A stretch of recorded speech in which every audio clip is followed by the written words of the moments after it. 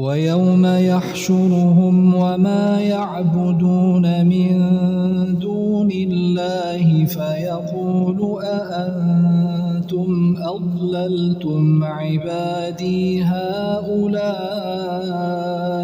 أم هم ضلوا السبيل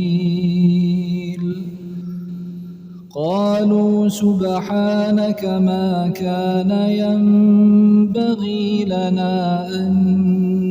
نتخذ من دونك من أولياء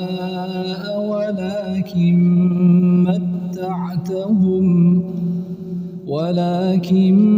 متعتهم وآباءهم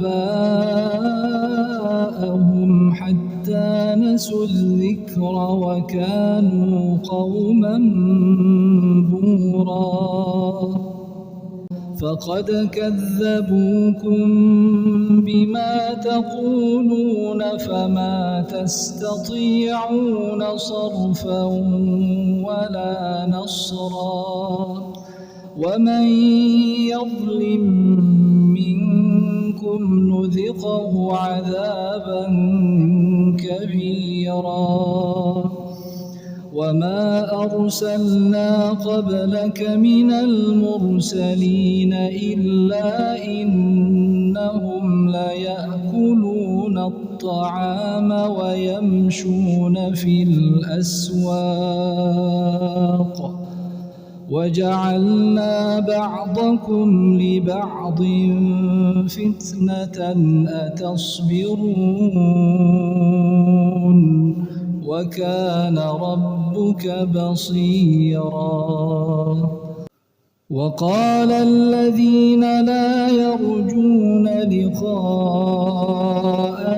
لولا أنزل علينا الملائكة أو نرى ربنا لقد استكبروا في أنفسهم وعتوا عتوا كبيرا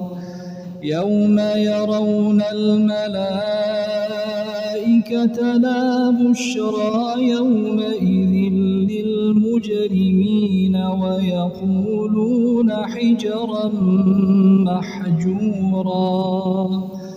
وقدمنا إلى ما عملوا من عمل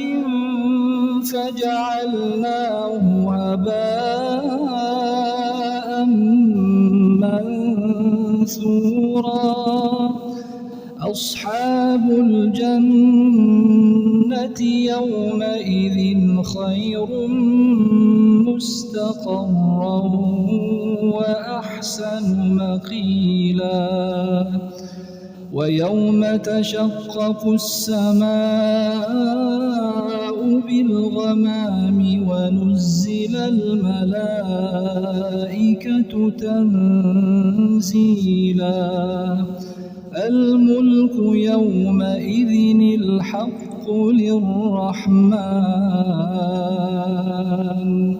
وكان يوما على الكافرين عسيرا